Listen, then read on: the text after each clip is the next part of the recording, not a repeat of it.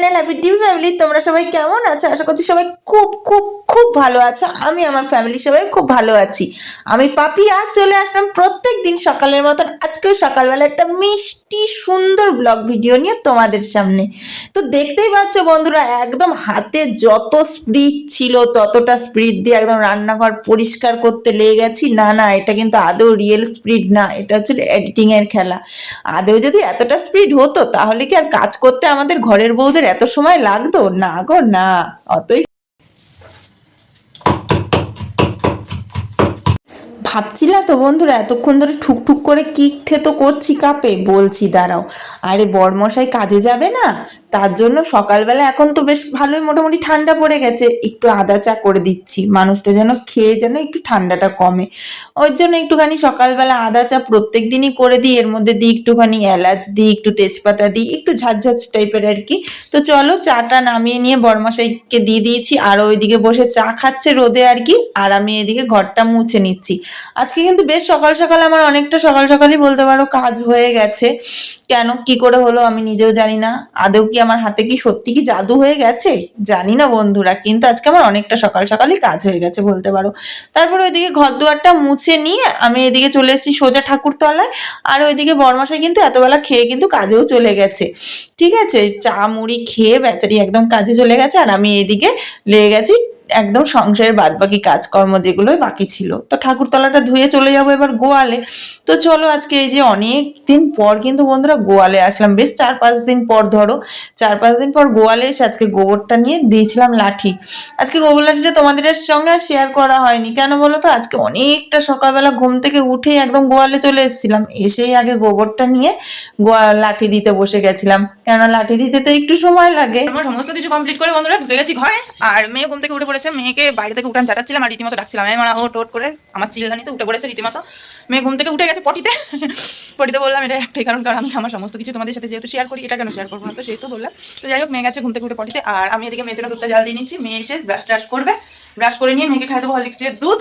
আর এদিকে আমার সমস্ত জামা কাপড় কাচা ধোয়া মেলা, ঘর দুয়ার মোছা টোছা সবকিছু কমপ্লিট। এবার মেয়েকে দুধটা খাওয়াবো, খাইয়ে দিয়ে যাবো স্নানে। স্নান টান করে এসে নিয়ে পুজো দিয়ে তারপর রান্না বসাবো। আজকে যেহেতু শনিবার দিনটা কী রাখবো করছিলাম। তো কালকে দেখি বরমশাই নিয়ে এসেছে, দাঁড়াও দেখাচ্ছি তোমাদেরকে খুলে।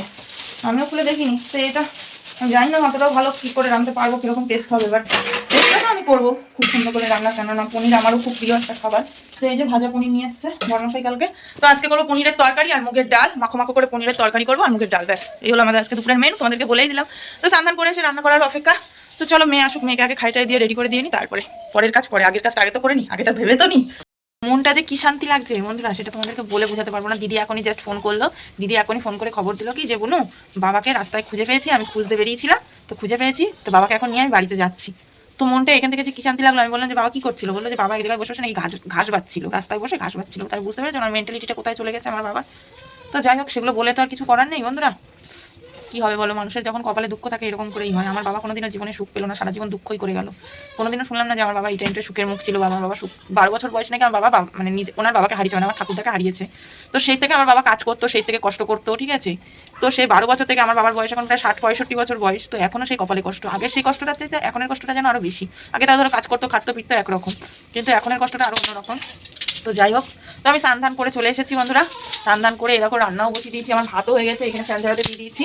আর আজকে শনিবার কী রান্না করবো তোমাদেরকে তো বলেছি, মুগের ডালটা সেদ্ধ করে নিই। তারপরে এদিকে ভাজা পনির এনেছে আমার বরমশাই, এই যে ভাজা পনির। কিন্তু আমি তো এটা রান্না করিনি কখন, আমি কাঁচা পনির ভেজে নিয়ে রান্না করেছি। জানি না কতটা টেস্ট হবে, চেষ্টা করি দেখি ভালো সুন্দর করে রান্না করার, কেন পনির আমার ভীষণ প্রিয় একটা খাবার, নিরামিষ খাবারের মধ্যে বলতে পারো। তো চলো চটপট করে রান্না করিনি। আর ওইদিকে মেয়েকে পাঠিয়েছি স্নান করতে, মেয়েকে বললাম তুই স্নানটা করে, তারপরে তরকারিটা হয়ে গেলে ভাত খেয়ে নেবো দুজনে মা মেয়ে মিলে। তো চলো তরকারি করে নিই তাড়াতাড়ি করে, এখন ভাত খাওয়া হয়নি, 12:30 বেজে গেছে। মনটা ভালো নেই, মন ভালো না থাকলে কাজের কোনো স্পিড পাওয়া যায় না। তো এবার মনটা ভালো হয়ে গেছে, এবার কাজেও স্পিড পাবো। তো চলো তাড়াতাড়ি করে রান্না করি। থেকে বলছি বন্ধুরা ঘুমাতে, তো মেয়ে তো সে ঘুম তো দিচ্ছে না, বসে বসে খেলা করছে আর খেলা করছে। আর ওদিকে বরমাসে বাড়ি চলে এসছে, দেখো এক্ষুনি জাস্ট আসলাম, গেটটা দেয়া, গেটটা এখন খুলি হয়নি, চলো গেটটা খুলে নি। এই দেখো চলে এসছে। ধান সিদ্ধ করবো আজকে, বুঝেছো বন্ধুরা। এই যে এই বস্তাটার মধ্যে কটা ধান আছে, ধানগুলো সিদ্ধ করবো, চাল গরম হয়ে যাচ্ছে। আচ্ছা করেই ছাড়, ধান বস্তাটা বার করে দাও। ধান তো সিদ্ধ করবো, তাই চলো কড়াটা পরিষ্কার করে নিই। না তো যতটা মনে করছো যে সহজ আমাদের মানে কি গ্রামের মানুষদের ভাত খাওয়া, তো ততটাও আদৌ কিন্তু সহজ না বন্ধুরা। এই যে তাপালটা দেখছো, তাপালটাতে ভালো করে পরিষ্কার করে এবার বসাবো ধান সিদ্ধ। বেশ 2-3 দিন ধরে করছিলাম, তো সময় আর গাফিলতিটা সবচাইতে বড় কথা। সময়টা যেমন তেমন, মানুষ কোনো কিছু চাইলে সেটা সময় ঠিক বার করে নিতে পারে, কিন্তু এই যে গাফিলতি থাকলে সেটা কখনোই হয় না। এই যে ধানটা দেখেছো, ওই বড়মশাইকে তাই বলছি যে চলো ধানটা দুজন হাতে হাতে নিয়ে বার করে ফেলি। তো তারপরে এই যে বড়মশাই চলে এসেছে, দুজন মিলে। আর বস্তাটা অনেক দিন, প্রায় ধরো 1 বছর ধরে একভাবে এখানে ছিল তো। আর এই বস্তাগুলো কিন্তু প্রায় 3-4 বছরের বস্তা, একভাবে ধান কাটা হচ্ছে, অনেকে গুছানো হচ্ছে একই বস্তায়। বস্তাটা পচে গেছিলো, তার জন্য নিচে অন্য আর একটা বস্তা নিয়ে নিয়েছিলাম। দিয়ে এবার যাচ্ছি একেবারে, চলো তাপালের উপরে গিয়ে একবারে ফেলে দিই ধানটাকে। দিয়ে বড়মশাই সমস্ত কিছু করে দিয়েছিল, একদম ধান তোলা থেকে জল টল মানে কি মোটামুটি যতটা পারার আর কি তো করে দিয়ে গেছিলো। আর আমি এদিকে শুধু বসে বসে জাল দেয় একটা উনুনের সামনে, আর এদিকে দেখো ধান ঢালতে গিয়ে কড়ায় কতটা পাশে ফেলে দিয়েছিল জানো। আর আমি এদিকে আবারও ঘরে কতখানি ধান পড়ে গেছিলো, সেগুলো এসে পরিষ্কার করে নিচ্ছিলাম। যতই হোক বলো, মা লক্ষ্মীর দানা নষ্ট করলে খুবই গায়ে লাগে, তাই না বলো? এই যে এক মুঠ ভাতের জন্য কত মানুষ কতই না কষ্ট করে, কিন্তু আমাদের ঘরে আছে বলে যে সেটাকে অবহেলা করব, সেটা তো করা উচিত না। তো যাই হোক, তারপরে এই দেখো আমি এখানে ধানগুলো সমস্ত কিছু খুঁটে খুঁটে খুঁটে খুঁটে পরিষ্কার করে নিয়ে একদম তাপালের মধ্যে দিয়ে দেবো চলো। কিন্তু আমার ক্যামেরাটা ধরার তো লোক নেই বন্ধুরা, তাই জানি না কতটা কি শেয়ার করতে পারবো। আর ধান সিদ্ধ করা খুবই খাটনির একটা বিষয়, বেশ ঠিক বন্ধুরা, আছে। ধান বার করে তাপালে দিয়া, জ্বালানি গুছানো ফুচানো সব কিছু রেডি করে রেখেছি। ওই যে এই দেখো, এবার বড়মাসে আসলে ভাতটা খাবো, খেয়ে নিয়ে দিয়ে হচ্ছে উনুনটা ধরাবো, ধানটা সিদ্ধ করবো আর কি। আর এদিকে মেয়ে বায়না করে করে করে করে সকাল দিয়ে বদমাইশি, সকাল দিয়ে বলতে আর কি খানিকটাকে এত জ্বালাতন করছিল যখন ধান বার করছিলাম, কি বলবো। করে নিয়ে এখন দেখা যে আমার কাজটা কমপ্লিট হয়ে গেছে, এবার ও শান্ত মেয়ের মতন করে ঘুমিয়ে মানে আর কি শুয়ে পড়েছে। আর যখন কাজ করছিলাম, ধান টানগুলো বার করছিলাম, তখন এত জ্বালাচ্ছিল, বলছিল কি ফ্যাস করে একটা চড় মানে। তো চলো, বরমাসে গেছে স্নানে, স্নান দান করে আসুক, এসে নিয়ে ভাত খাবো, ভাত টাত খেয়ে নিয়ে তারপরে চলো, তারপরে দেখা হচ্ছে। সাথে থাকো, কোথাও যেও না। আজকে দুপুরে কি রান্না করেছি বলো তো বন্ধুরা, তোমাদের সাথে কি সকালবেলা শেয়ার করেছিলাম হয়তো। আজকে দুপুরে যে রান্না করেছিলাম মুগের ডাল, আর হচ্ছিল গিয়ে পনিরের তরকারি। ওই যে বরমশাই নিয়ে এসেছিল, সে বলছিলাম না ভাজা পনির দেখালাম সকালবেলায়, তো ওই যে ভাজা পনির তরকারি, জানি না আমি কতটা কি ভালো করতে পেরেছি, কিন্তু আমার পনিরটা তো খুবই ভালো, মানে নিরামিষের মধ্যে আমি খুবই ভালোই ধরো। তো যতটা পেরেছি একদম মাখো মাখো সুন্দর করে রান্না করার, তো সেটাই করেছি। আর এইখানে এই যে বরমশাই আর আমার দুজনারই ভাতটা বেড়ে নিচ্ছি, যেহেতু আজকে ধান সিদ্ধ করার একটা তাড়া আছে, তাই দুজনে একসাথে তাড়াতাড়ি খেয়ে নিচ্ছি। তো খাওয়া দাওয়া সমস্ত কিছু কমপ্লিট হয়ে গেছে বন্ধুরা। খাওয়া দাওয়া করে নিয়ে এই যে বসে পড়েছি ধানের উনুনের সামনে। এবার ধানটা সিদ্ধ করবো, এবার উনুনটা জ্বালবো, জেল টেলে নিয়ে। আর এই পাশটা এত যন্ত্রণা করছে, ঠান্ডার জন্য কি কিসের জন্য কি জানি না। মেয়েকে রেডি করে দিয়েছি, মেয়ে পড়তে যাবে বলে। আর ওদিকে বরমাসে ঘুমাচ্ছে, এখন ঘুম দিয়ে ওঠেনি, মেয়েকে নিয়ে যাবে, বরমাসে পড়তে দিয়ে আসবে, আমি এদিকে ধানটা সিদ্ধ করে নেবো। এই একটা পালে সিদ্ধ করবো, চলো। কথা বললে বেশি দেরি হয়ে যাবে, সন্ধ্যার আগে করে নিতে লাগবে, আবার মেয়েকে আনতে যাবো, চলো। তারপর তোমরা বললে মানে বলে তোমাদেরকে বোঝাতে পারবো না বন্ধুরা, যে এই যে যখন মানে ধানটা মোটামুটি মাঝপথে মানে হচ্ছে মাঝখানে, তো সেই জায়গাটায় দাঁড়িয়ে আমার যে কি মাথা যন্ত্রণা করছিল। আর আমার শুধু মনে একটাই হচ্ছিল যে এক মুঠো ভাত খাওয়া তো না, যে কতটা কষ্ট করা সেটা আমি শুধু বুঝতে পারছি। আমার যে কতটা কষ্ট হচ্ছিল, আমার শুধু মনে হচ্ছিল কি যে পাশটা যন্ত্রণা করছে মানে বাপাসটায়, আমি বাপাসটা চেপে ধরে একটুখানি যদি গিয়ে শুতে পারতাম, তাহলে হয়তো আমার মাথাটা একটু ভালো লাগতো।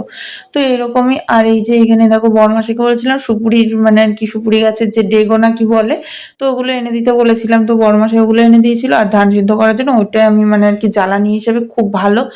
মানে আমি তো ধান সিদ্ধ করি না, ওই যে বললাম কুটিয়ালি বাড়ি থেকে আমাকে কুটিয়ে এনে দেয়, কিন্তু এই যে বললাম এই যখন টুকটাক করি এই জ্বালানিগুলো খুবই ভালো। মেয়েকে ছুটি করিয়ে নিয়ে চলে এসেছি বন্ধুরা বাড়িতে, মেয়ে ছুটি হয়ে গেছে।